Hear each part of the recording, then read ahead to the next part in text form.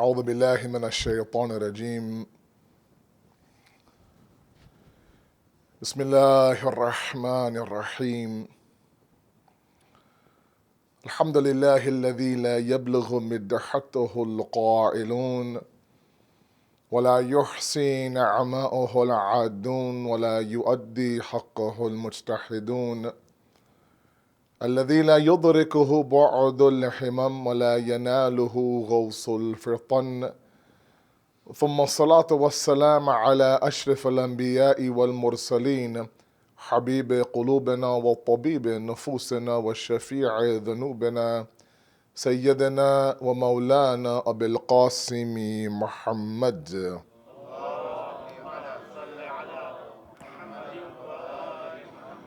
وأهل بيته الطيبين الطاهرين المعصومين المظلومين لا سيما بقية الله في الأرضين صاحب العصر والزمان خليفة الرحمن إمام الإنس والجان ولعن الله وعداهم أجمعين إلى يوم الدين أما بعد فقد قال الله وقوله الحق بسم الله الرحمن الرحيم والذين جاهدوا فينا لنهدينهم سبلنا وإن الله لمع المحسنين صدق الله العلي العظيم اللهم صل على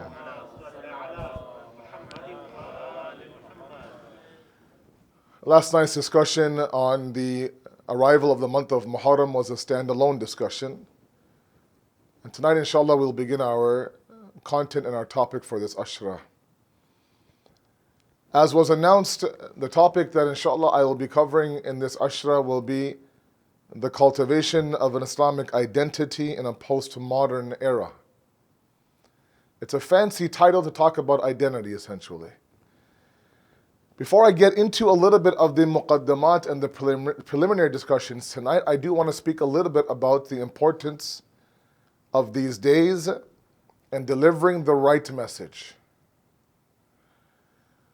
There's a very powerful hadith by Imam Jawad alayhi salatu wassalam, Allahumma salli ala. And I want all of you to understand this hadith line by line. Inshallah, I'll break it down for all of you as we do venture into these days where there's a lot of choice now in terms of speakers in this city online. Let's keep this hadith in mind when we do actually venture out and give our time to various speakers. The hadith says, Man asgha ila natiqan faqad abadahu. For the one now who does asgha. Asgha, for lack of a better translation, is the one who listens attentively and attempts to follow what he or she has heard. Ila natiqan, from the natiq. Natiq, of course, here means a speaker. The one who listens and follows a speaker, faqad abadahu, becomes the servant or slave of that speaker. Now, of course, I'm not talking about worshipping that speaker, but I'm talking about impact. I'm talking about the fact that there is influence there from a speaker. The hadith goes on very dangerously now. Imam Jawad breaks down the various different levels. He says, فَإِنْ كَانَ نَاطِقًا عَنِ اللَّهِ فَقَدْ عَبَدَ اللَّهِ. If the natiq, if the speaker now speaks from Allah, for Allah, on behalf of Allah, takes the audience and the awam and the majma' towards Allah, فَقَدْ عَبَدَ اللَّهِ. They become the slaves of Allah. وَإِنْ كَانَ نَاطِقًا يَنْتِقُ إِلَى لِسَانِ إِبْلِيسِ فَقَدْ عَبَدَ إِبْلِيسِ. But if that speaker, if that natiq speaks from the lisan of Iblis, from the tongue and the lahja of shaitan, presents satanic concepts on this mimbar, meant to divide the nation, destroy homes, cut the knees of another speaker or an alim, go against the marajih, basically satanic concepts, then the people who are listening to them, who does what? Remember, man asgha. There are a lot of people, a lot of us who not only follow lectures, but we follow certain individuals. And after a while, we begin to worship them like idols. that whatever they say is hujjat upon us for some reason. Whether it goes against a certain concept in Islam or not, but the hadith is very dangerous. If that natiq, if that speaker is speaking in a satanic lahja, in a satanic tone, then the audience faqad abada iblis, becomes the slave of Iblis. It's dangerous. I have my rights that all of you have to give me as my audience, to sit quietly, listen to me, which you do always at Masameen. But one thing I don't think is ever mentioned is that you also have rights. As the listener, as the one who now takes time out of their day, there are some couples here tonight who have brought in their newborn baby in a car seat. You know how hard that is to get them ready to leave, to pack the bags? You bring children now, they get home by the time I get home, it'll be midnight. My kids were fast asleep in the car last night. It is a sacrifice. It's a movement. It's not easy. Now, for you to come and listen to satanic concepts on the minbar is injustice done to you as the awam and the speaker. Which means that you also have to ensure the rights that you have are upheld by the one sitting on this very minbar. Because, this is, in the world of Arabic grammar, a mimbar is an Arabic word that is ismi makan. It is a place where we should be gaining elevation. It's a place of bulandi, as they say in Urdu. Which is why when you look at the way that our fourth Imam now directs and addresses Yazid in his own courtyard, he never refers to what he's sitting on as a mimbar. Takhte chubi, he says, as you say in Farsi. It's a wooden plank this man is sitting on, because there's no way what he's sitting on is a mimbar of Rasul. There's no bulandi and there's no elevation coming from someone like that. I say that not because I belong up here, of course I don't. I say that because these 10 nights have to deliver a message that puts out the fires right now inside of our homes. Not to further fuel them. To address those issues that are mubtala bih, as they say, that are directly hitting our homes, our community, our ummah at large. And unfortunately, I only have 10 days. And there is an umpteen amount of issues to talk about. It's my discretion as a speaker now to figure out what is it that I need to address. And one thing that has come to my attention for many, many years is this crisis of an identity. You ask my elders, where are you from? What are you? Who are you? Right away the answer is there. You ask these kids, where are you from? They'll say, what do you want to know? My parents? Where I was born? Where I grew up? What language I know? Right? 10 more questions follow that. So it is the job of the speaker on the pulpit now to ensure that those issues are addressed. Otherwise, there's no point, I'm sorry. And I mentioned that because you might think, well, this is obvious, Asad Bhai. It's not so obvious anymore. As I mentioned last night, kind of indirectly, there are still some people who come and approach me directly when they see the flyers and my topic and all these things, that why are you talking about these things in the first 10 days? You have the whole year for that. Leave the first 10 days for Imam Hussein. Just talk about Imam Hussein, talk about Abul Fazl, talk about Ali Akbar. What's the point of commemorating a man who gave his life for the deen if we don't talk about that very deen?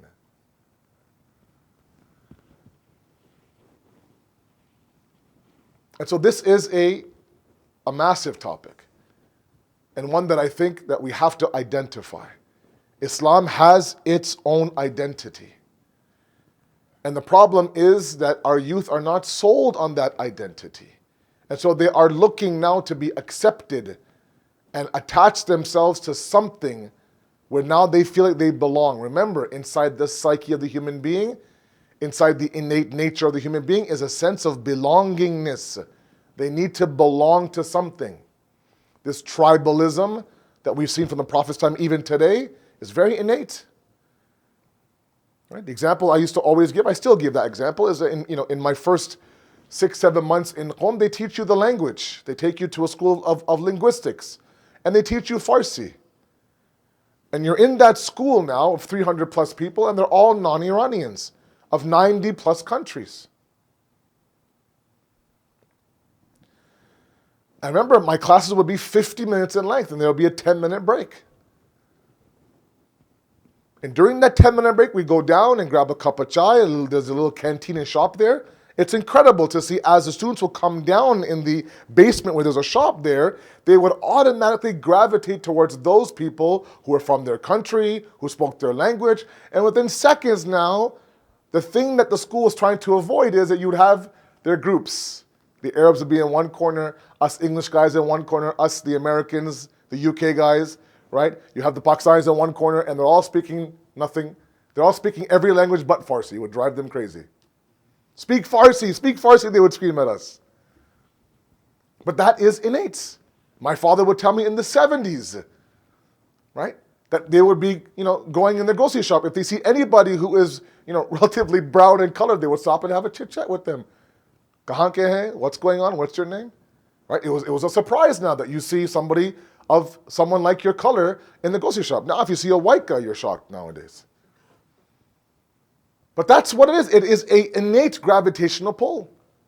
Allah says we did that, right? إِنَّا خَلَقْنَاكُم مِّن ذَكَرٍ وَأُنثَى وَجَعَلْنَاكُمْ شُعُوبًا وَقَبَائِلَ. We placed you in tribes.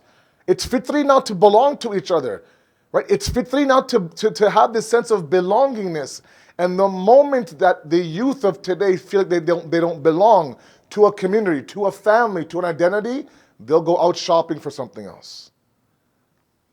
I always talk about this in my tarbiyat classes whenever I talk about bringing up children. If you want your kids to be attached inside your home, it's not my topic, but very briefly. If you want them to stay at home and be invested in that family, make them feel like they belong in that family. How do I do that? You acknowledge their existence.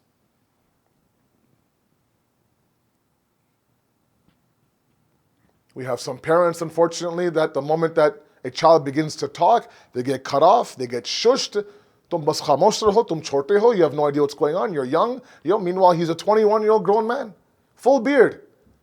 What do you know? Tum to bachio, you have no idea. And right away, khamosh, quiet, silence, and automatically now he feels like I don't belong in this tribe. And so they go around shopping for different tribes. And sometimes I tell you, the best of your kids belong to the worst of the groups. Because I know they're wrong, I know they're bad, Asad bhai, but they make me feel like I belong to them. The moment you identify with anybody, you attach yourself to that. And that comes from an innate nature to be known. We want to be known. The moment somebody doesn't acknowledge my presence is the moment that I feel like I'm invisible. The worst thing you could do to anybody, be it your own child, is make them feel invisible in front of you. They're talking, no one's listening. They walk into this hall, they say salam to every single person, they avoid you. The second person comes, doesn't say salam to you. The third doesn't, everyone else they say salam to, but they walk right past you. After all, you have to say, hello, am I invisible? Do you not see me? So this is a crisis right now. I don't think a lot of our youth feel like they belong to the tribe of Islam. They identify with Islam. Because with identity comes a lot of beautiful characteristics. One of them is pride.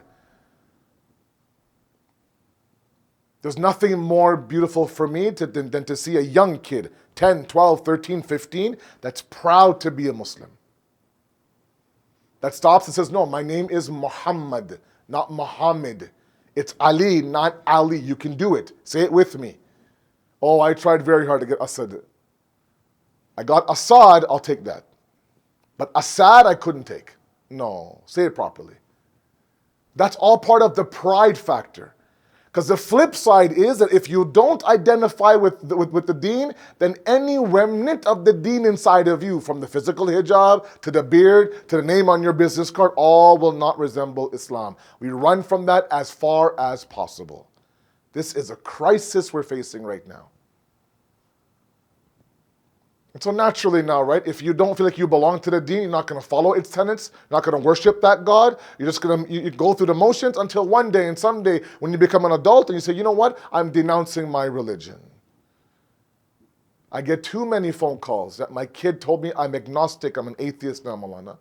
Apne Shia log, in this GTA, can you come and talk to them? And I go to their house, I talk to them, and I tell them, please, tell me about your atheism. It sounds intriguing. Convert me to be an atheist. And there's nothing there. It's hollow. They just don't want to be Muslim, so the next best option is a freedom-seeking atheist. No worship, no accountability, no God. Sounds pretty good to them. It's a crisis. And we have to now dissect this across 10 nights. Lots to talk about. Oh my God, lots to talk about. But let's start off with history. I've learned to realize the hard way that history is very important in everything and every topic in the deen. There are people out there that are master historians. I was never like that. In class, in the Hausa, it was that Tariq class that I would run from. I found it dry, I found it boring, but I realized over some time that history has a funny way of repeating itself. If we learn of those previous to us, we can avoid a lot of mistakes right now. Let's examine a little bit of the mission of the Holy Prophet sallallahu alaihi wasallam. Allahumma salli ala.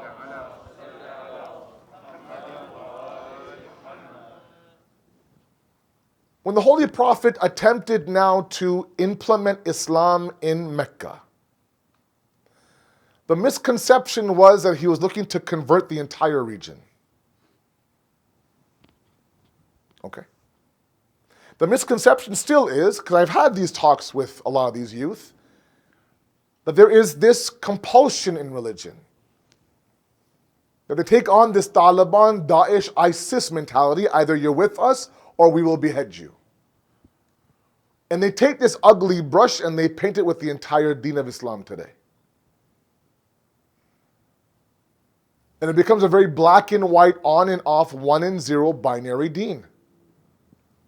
That's not what the Prophet was all about.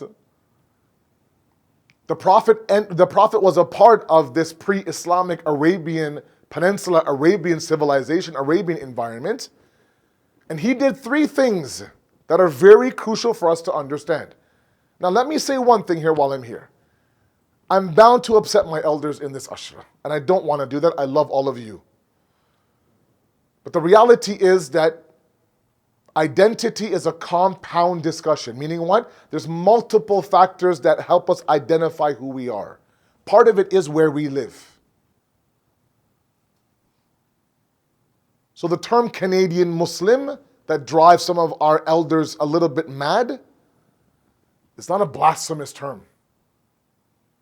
Now you can, to make yourself feel better, no, Bolo Muslim Canadian, fine, no problem. You can put Islam first, no problem. Where you put the dash is up to you. But where I'm headed in terms of this historical discussion, because by the way, the Quran also invites us to study those before us. فَصِيرٌ فِي الْأَرْضِ فَانْظُرُوا كَيْفَ كَانَ عَاقِبَةُ الْمُكَذِّبِينَ.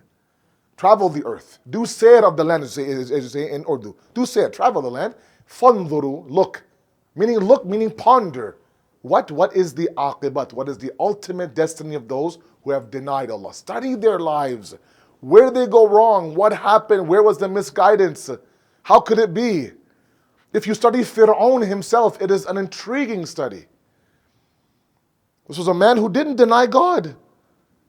He did not deny God. He believed in a higher power for sure, but he believed in a God of other gods. He believed in God to be the Sarparast, the God of the heavens. But this everyday Zamini God is people like me. I'm the God of Egypt. That God doesn't have time to come down and do these small little, minute things. I'm in charge of you guys now. But absolutely, and you see that all throughout the story of Nabi Musa leading up to his drowning. There were moments of softness Fir'aun had, but he had horrible advisors that would whisper in his ear and bring him back to his corrupt ways. Letter number 31 in Nahj al-Balagha, beautiful letter written by Imam Ali to his son Imam Mujtaba. Beautiful. Paragraphs and paragraphs of nothing but treasures. Advice that you and I could really change our life on today. In that very same letter now he says, study the lives of those before you. And he gives his own example. I studied civilizations before me to the point where it felt like I walked with them through their ruins. I was there in their successes. I grieved in their deficiencies. Why? It's important to pick up signs before the actual misguidance happens. So it's important that we understand this history. Now, very, very briefly, the Prophet came and had adopted 3 principles. Because not everything in the Jahiliyyah era he threw out the window. No. Didn't reject everything. There were certain principles and certain cultural norms inside of Arabia that either he accepted and used for the betterment of Islam, number 1. Number 2, he either redirected towards God, or number 3, outright rejected. I'll give you examples. The outright rejection, of course, were things like burying daughters alive. There was no compromise there. You can't use that for any betterment or any goodness. No. He replaces that now with this Surah Nisa that elevates women inside of Islam. Easy example. Where he would redirect the focus was on this tribalism, this loyalty towards your tribe. During that pre-Islamic era, you lived and died by your tribe. You were known by your tribe. This loyalty towards your tribe was unbelievable.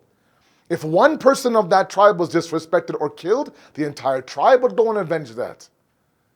You were known not by your name, not even by your father's name sometimes. Which tribe do you belong to? And they would apply a certain stigma to you based on that of the tribe. That's incredible. The Prophet says, take that loyalty now instead of the tribe now and come to the tribe of God. The exact same loyalty, redirect towards God.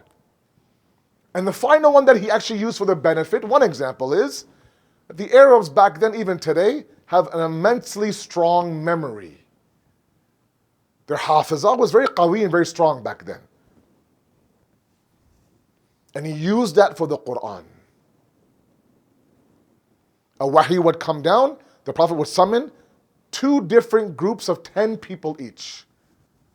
Those who would do hifz of the verse, those who would write down the verse. He would teach the verse to the 10 hafidhin, say, look, memorize it, repeat it back to me, make sure your Arab is right, go back and teach others. He would also explain the ta'wil and tafsir of every verse, go back and use that memory of yours to store that verse in your mind. On the flip side, he'd say, make sure you write down the verse properly. Why is that important? Because after his death, when there's a whole discussion in ulum al-Quran that I don't want to get into, about the compilation of the Quran, there is a massive difference of opinion. Some say the Quran was compiled already. Others say no, Imam Ali 6 months after the death of the Prophet sat in his home and compiled it in the order of the nuzul of the Quran. This whole idea that Shias have their own Quran comes from this concept. I don't want to go down that route. I'll really go on a tangent. I don't want to do that. Enough to know that when there were individuals who wanted to do a little bit of tahrif, a little bit of distortion of the Quran, add some surahs, take some out, it was these individuals who did hifz of the Quran that would come and say, look, I was mawjood there when this wahi came down. This was not a surah of the Quran, this was a hadith by the Holy Prophet. This was not a hadith, this was a surah. For example, Surah Falak and Surah An-Nas, one group had said these are nothing but du'as against black magic. They're not surahs of the Quran. It was these Arabs who used their memory to say, no, absolutely this is a standalone surah.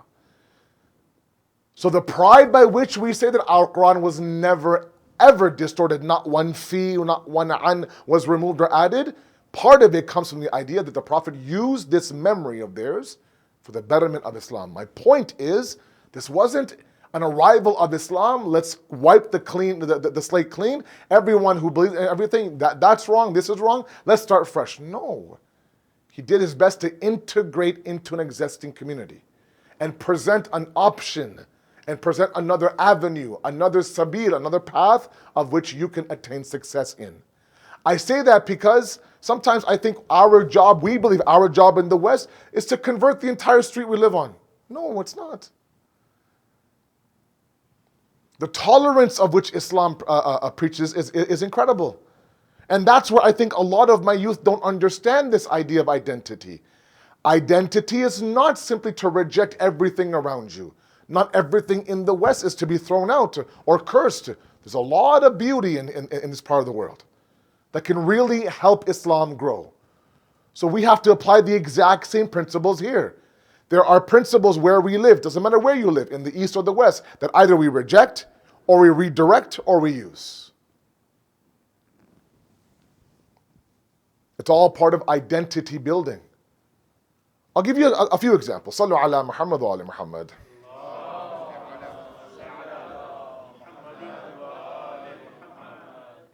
I swear time goes faster in Brampton for some reason. I don't know why. I can't believe it's been half an hour already. I'm not even past my intro yet. Sallu ala Muhammad wa ali Muhammad.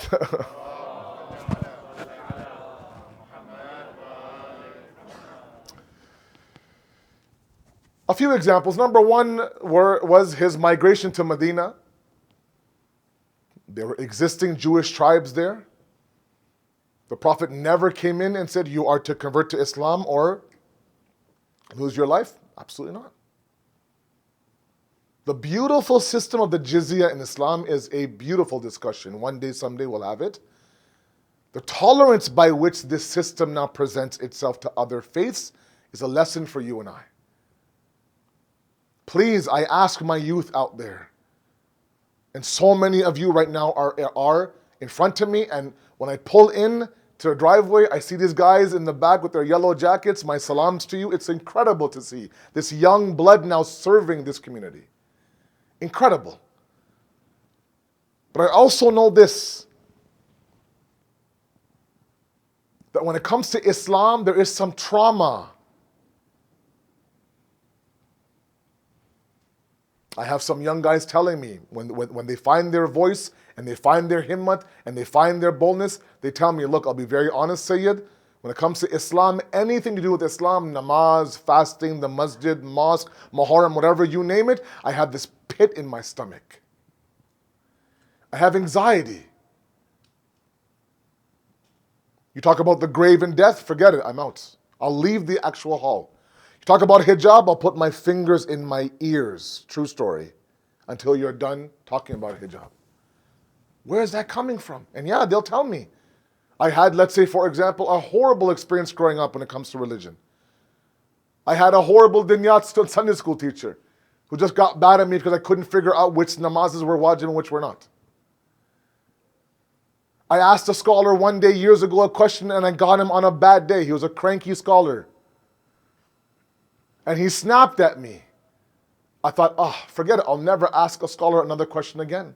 I enter those doors, I get some auntie now judging me, some uncle judging me, asking me 1,000 questions, fixing my hijab, telling me my beard is too long, my jeans are too tight. Forget it. All these things are there. I'm always told, for example, that the hellfire and the squeezing of the grave and the punishment, right? I've been told since I'm a child of a God of fear, a God of fear, a God of fear. God was the boogeyman inside of my house. God was the bad cop inside of my house. If you don't do this, God will do this to you. That's my picture of Islam. Now at 23, you want me to submit to this? I'm sorry.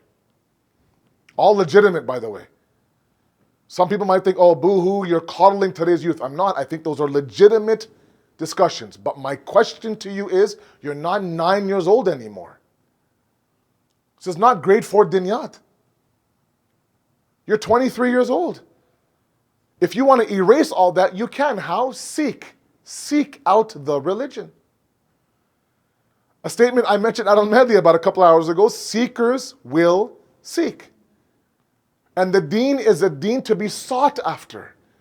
And the amount of things that are there for all of you now to capture and grab and rebuild your deen is incredible. Never happened when I was your age in this city.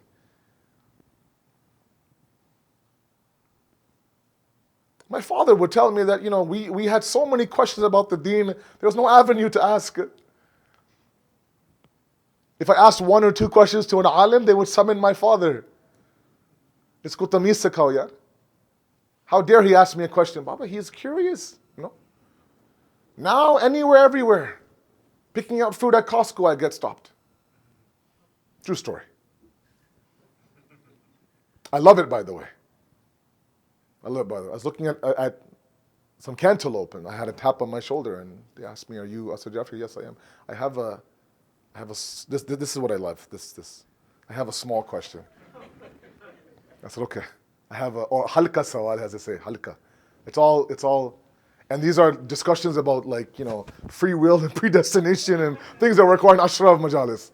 I'm like, look, let's pick out the cantaloupe and we'll discuss as we go towards the cashews and the almonds, inshallah. Sallu ala Muhammad wa ali Muhammad.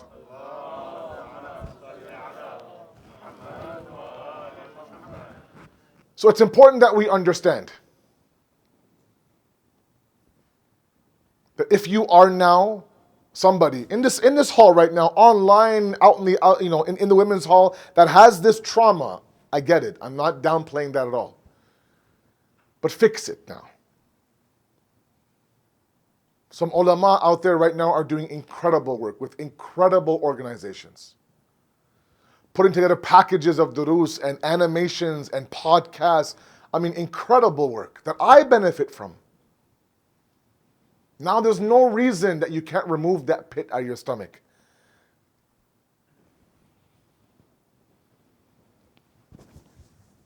So the first example is the example of arriving in Medina. He doesn't say to the Jewish tribes, convert. No, he doesn't. Last week we had the Jashan of Mubahila. Not sure if you had a program here, but if you read the history of this event, it is an incredible history, filled with lessons. To me, the most beautiful lesson, one of them at least, is the way that the Prophet welcomed the Christians of Najran. To the point where even some ashab were saying, "Are you sure, Ya Rasulullah?" They came, they said, "Look, we don't have a place to stay here in Medina, and we need a place to worship our God." And the Prophet gave them his mosque to worship. Come in, you can stay here at the mosque, you can worship. And they worshipped in their own way. And there was no one there. The companions would come and say, "Ya Rasul, these are Christians in our mosque." No problem. You talk about things like, for example, the example of Imam Khomeini, who was in France, exiled to France. They say that 1 year it was the Eid of Adha, Eid al-Qurban, and his companions now, or those who were with him now, had said to him, "Agha, let's sacrifice an animal in the backyard here where you're staying." It was against the law in France to do that without some sort of permit or some permission. And right away Imam Khomeini says, no, it's against the law here in France. I'm trying to build a few. You guys have heard my ashras enough to know the first 1 or 2 or 3 lectures are all sort of, the idea of, discovering some concepts, discussing some really dry material, which I'll use later on in my 7th, 8th, and 9th majlis, which really is my thesis and crux of my ashra.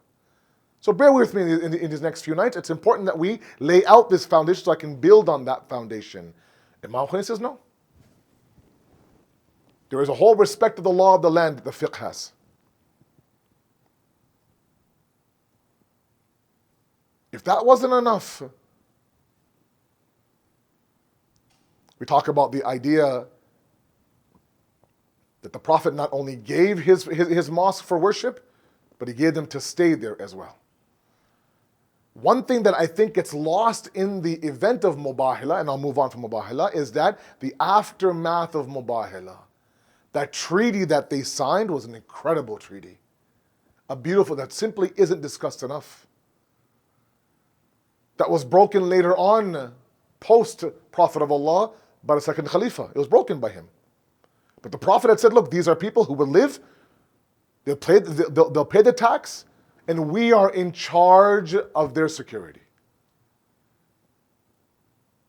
Nobody is to hurt them. No one is to attack them. They can worship as they wish. My point is, Islam was never about an all or nothing mentality. Islam never said to arrive in a certain location and convert the entire world. I think sometimes we have that same notion when it comes to Imam Zamana, that he's going to come and convert everyone to Shia. Pura Jahan Joy Shia. No, that's not how it's going to work. I'm sorry. The very role of Nabi Isa is to go and work with the Christians to revive the asl teachings of the deen. My point is, an Islamic identity is a tolerant identity, an accepting identity, one that works with other faiths. If a Hindu couple married already while they're Hindu convert to Islam as a couple, and now the husband and the wife enter Islam together, nowhere does any marja, no fiqhi ruling says that a nikah now has to happen all over again. No, Islam respects the fact that they, in their own Hindu culture and Hindu religion, were married, will accept that marriage. Now you are a married Muslim couple. No need for ankahtu qabiltu, not at all. Don't need that. That's the level of respect Islam has for other religions, other faiths, all that. I think sometimes when it comes to identity, we believe it's reject all and accept this. And it's just not something that's practical. And it was never the case. You look at the Imams, the open door policy of the 5th and 6th Imam, the golden age of Shiism, all sorts of people came to their doors.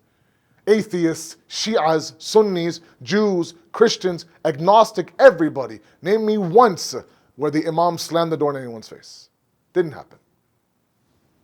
There are some that would come to ridicule, challenge, attempt to teach the Imams. He would, of course, put up with that. He would entertain this individual.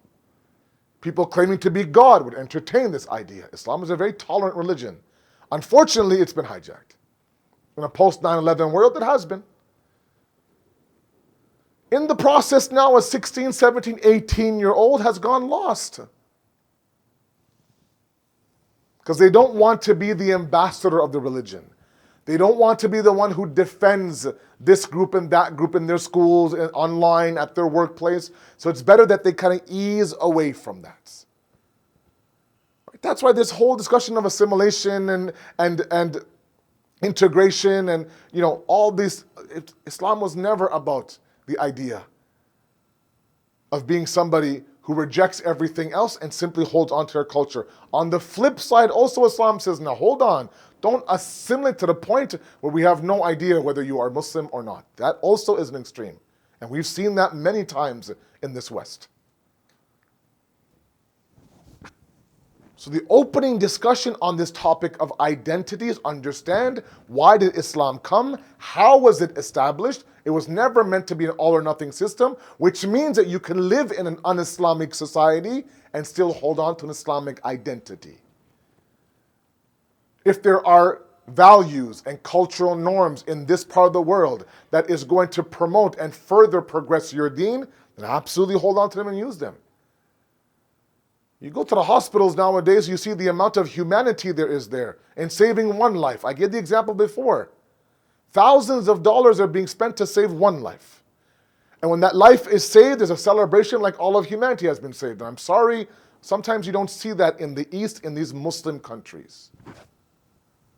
Because of course they're immune or desensitized towards death. They see it so many times. War-torn countries, martyrdoms, revolutions. So death to them is not a big deal. But here, for example, they'll exhaust all options. It reminds me of the verse that you save one, you save humanity. So that's a very Islamic concept, right? My point is that there's good everywhere. The identity part is to preserve your Islam by still being a part of that society. That balance has not been struck yet inside of our youth, because they're not sold on the first part yet. I want to sell you all, sell myself on the first part in these 10 nights. To understand how can I cultivate that identity. Sallu ala Muhammad wa ali Muhammad.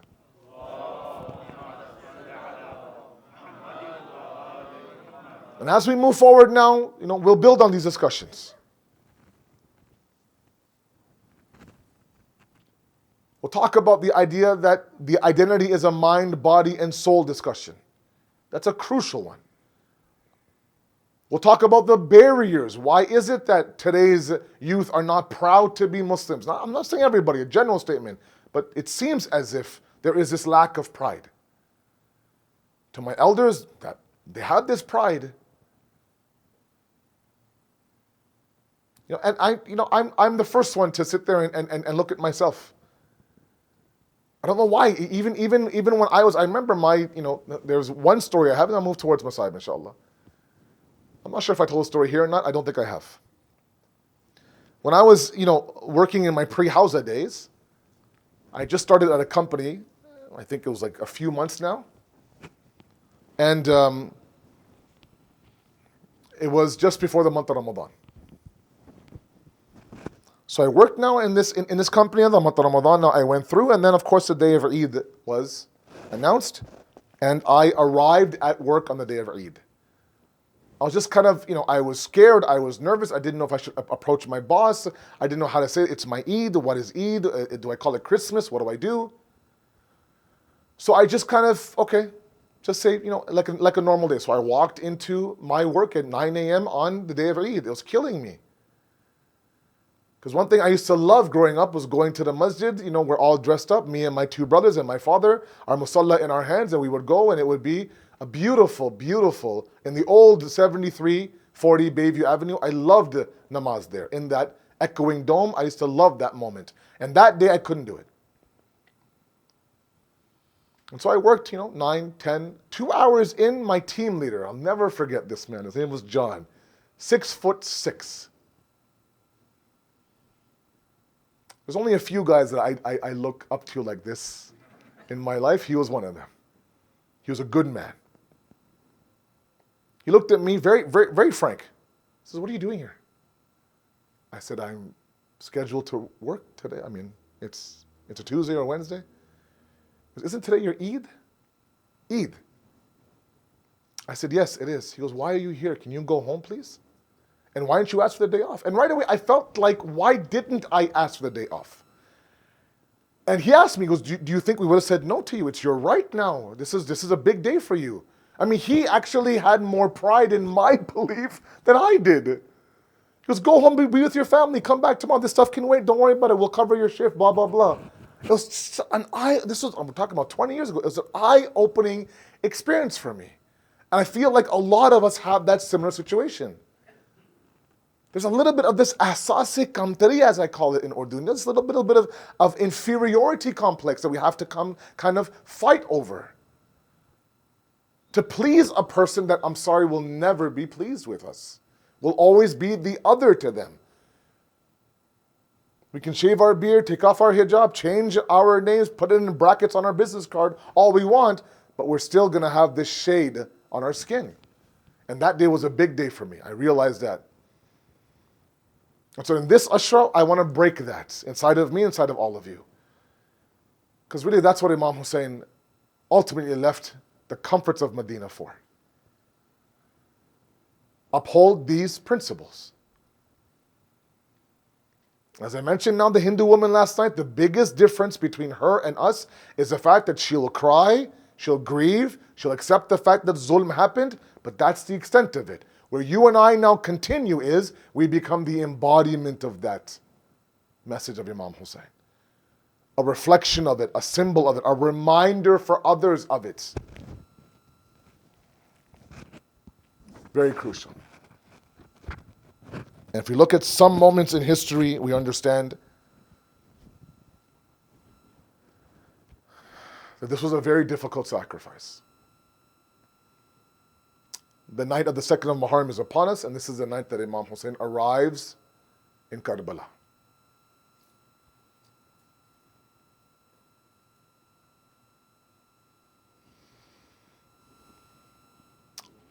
Now, what I've read, there are a couple of things that I find quite strange that Imam Hussein did at this moment.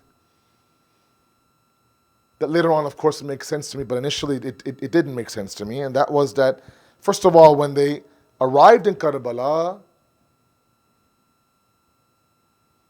some sources say that the horse of Imam Hussein stopped on the plains of Karbala. Wouldn't move. Imam Hussein thought that, okay, this was a tired horse, let's change the horse. And some reports say that 6 to 7 different horses were changed.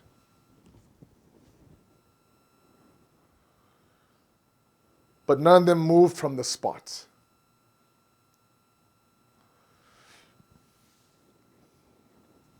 These were very loyal horses, by the way, to Imam Hussein. They would never do anything that went against Imam Hussein's mission.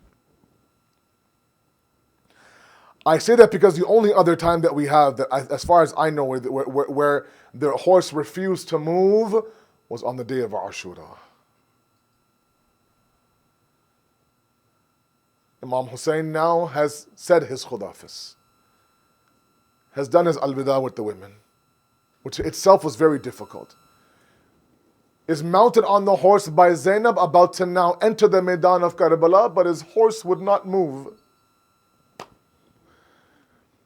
And Imam Hussein thought that he was tired. And again, he would speak to this beautiful animal saying, look, I know you're tired. You've been with me from morning to now, carrying mayyat after mayyat, shaheed after shaheed. Just drop me in the middle of the Maidan of Karbala and you are free to go. But the horse still wouldn't move. If you can just drop me at a spot of shade, then you are free to go. I know you are tired, but the horse still wouldn't move. At that moment, now history says that the horse kind of bent down, almost to say, look, I'm not tired. I would serve you for as long as I could, but your 4-year-old Sakina is clutching my leg, saying, where are you taking my Baba? Where are you taking my Baba? The horse on the 2nd of Muharram doesn't move.